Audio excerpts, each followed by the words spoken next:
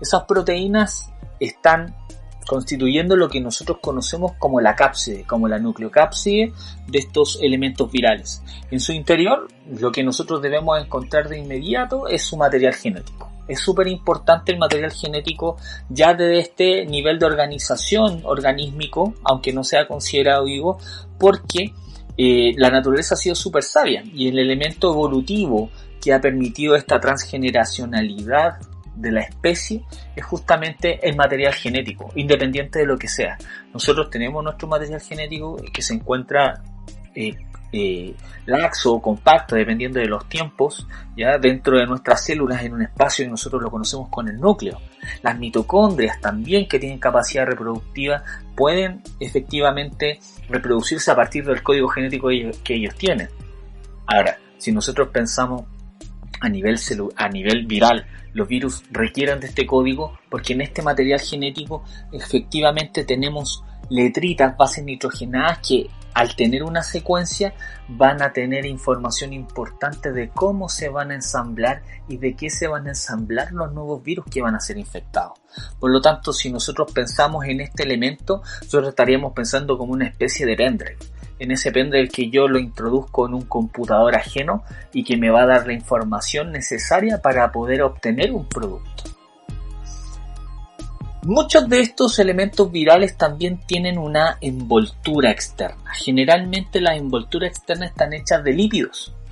Al igual y de la misma manera que las membranas plasmáticas que nosotros conocemos en nuestras células eucariontes o procariontes, efectivamente hay algunos virus que tienen una envoltura. Pero además de esa envoltura lipídica, están también algunos que tienen elementos proteicos en su superficie, como unas pequeñas antenitas que le permiten comunicarse con una célula por sobre otra. Este sistema de reconocimiento de la cápside, de la envoltura proteica, se asemeja bastante a cómo funciona una llave con una cerradura.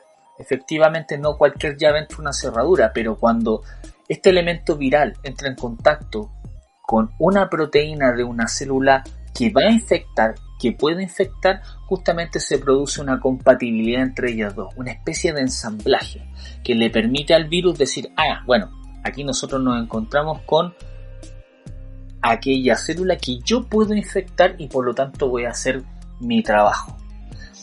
Es súper importante dejar eso claro, porque como nosotros hemos escuchado, muchos virus, incluyendo por ejemplo, el virus, los adenovirus, el virus del herpes, como nosotros hablamos del virus de inmunodeficiencia humana, el VIH, hay elementos que reconocen un grupo de células, por ejemplo, en nuestro cuerpo. Nosotros tenemos una gran cantidad de células distintas, que tienen distintas funciones, que están en distintos lugares de nuestro cuerpo. Y por lo tanto los virus, con esta cápside proteica, no es suficiente el reconocimiento en algunos casos. Pero en otros casos, cuando nosotros tenemos esta enorme envoltura lipídica, esa envoltura con esas proteínas que nosotros hablamos, que después vamos a hablar de algunas de ellas, les permite ensamblarse mediante el reconocimiento de proteínas de la superficie de la célula a la que se va a acoplar y que va a infectar. Por lo tanto, no todos los virus entran a todas las células porque debe tener un receptor al cual se tiene que unir esta proteína de la superficie. También mencionar que con respecto al material genético hay un tema fascinante. Generalmente nosotros hablamos de que el ADN tiene una doble hebra. Fíjense que nosotros tenemos ADN como el parvovirus, que tiene un genoma, un ADN íntegro para este ser no vivo, que es de hebra simple.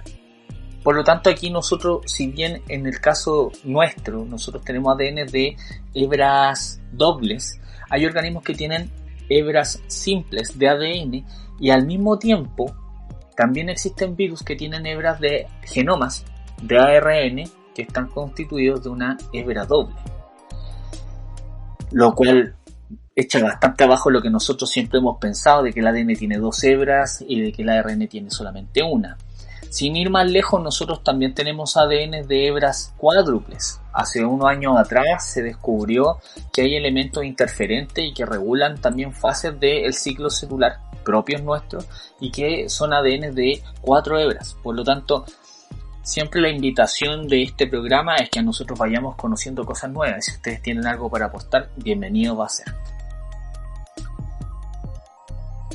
Si nosotros pensamos en cómo en realidad estos organismos no vivos, ya estos elementos virales, partículas virales, le vamos a dejar de decir organismos, estas partículas virales realizan su proceso reproductivo, nosotros tenemos que dejar bien claro que este ciclo que ellos realizan, así como nacer, crecer, desarrollarse y morir, lo hacen de una forma bastante particular.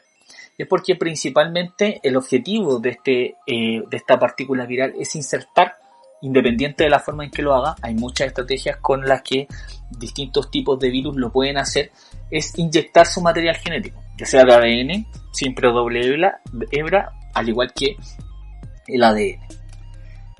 La forma en que lo hacen es bastante particular, porque independiente, bueno, como ya habíamos conversado del reconocimiento de los receptores que están tanto en la estructura proteica, en los virus desnudos, como en aquellos que están envueltos con sus proteínas de superficie, lo que tiende a hacer un virus, de una forma general, es que después de inyectar su material genético, puede pasar a dos etapas distintas, que son bastante interesantes, y que una complementa a la otra.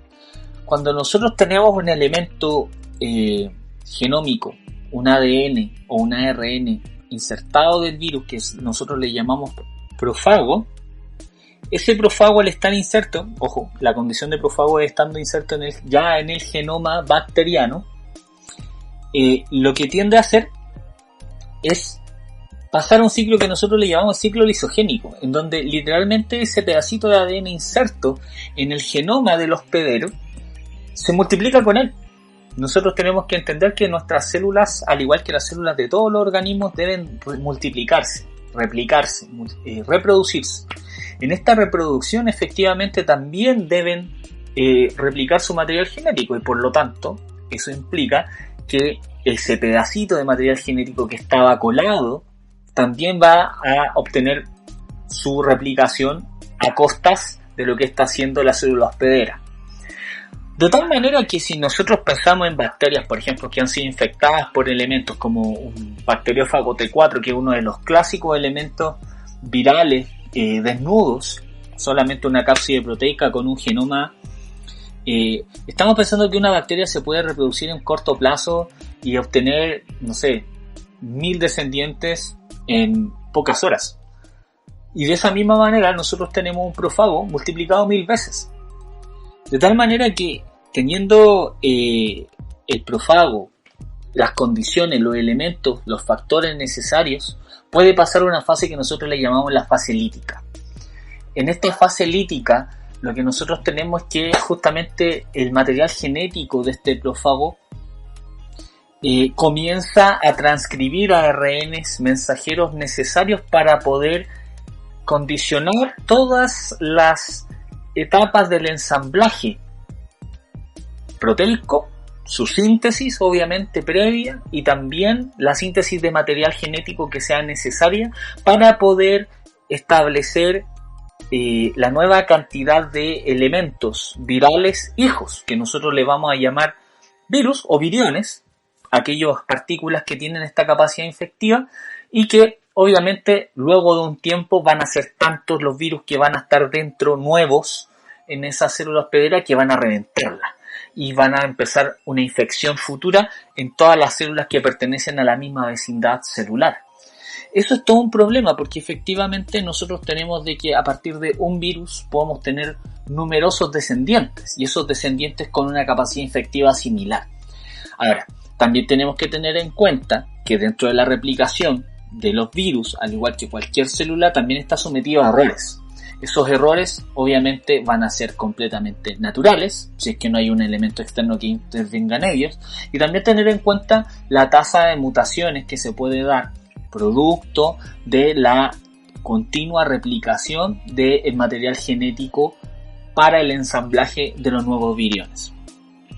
Todo esto hay que tenerlo en cuenta cuando nosotros hablamos de coronavirus, porque el coronavirus, el SARS-CoV-2 que nosotros conocemos en la actualidad, que proviene del SARS antiguo que nosotros vimos actuar hace algunos años atrás, con el MERS también que nosotros tenemos en cuenta, y también con la famosa H1N1, todos ellos cumplen características similares. En esta pequeña cápsula nosotros lo que quisimos fue dejar claro cuáles eran las características generales de los virus y también entender un poco acerca de sus ciclos infectivos. Bien, espero que este primer piloto haya resultado de su interés. Se agradece todo tipo de comentarios y aportes, y en lo personal ha sido bastante agradable participar con un poquitito de ayuda, de conocimiento y de aporte. Recordemos que somos una comunidad y como comunidad nos tenemos que cuidar. Cuando hablamos de la partícula vírica envuelta, el coronavirus justamente tiene esta característica. El coronavirus no es un virus desnudo, sino que está envuelto por una membrana lipídica, y que curiosamente es susceptible, como cualquier lípido, a los detergentes. Y nosotros tenemos detergentes en nuestras casas que nosotros lo conocemos como los jabones. Justamente los jabones, el lavarnos las manos con jabón de manera periódica, si entramos en contacto en el exterior con alguna persona, independiente si es sintomático o no sintomático, no nos vamos a arriesgar, reduce considerablemente la capacidad de contagio, y por lo tanto nosotros podemos con eso aminorar la probabilidad de una infección futura.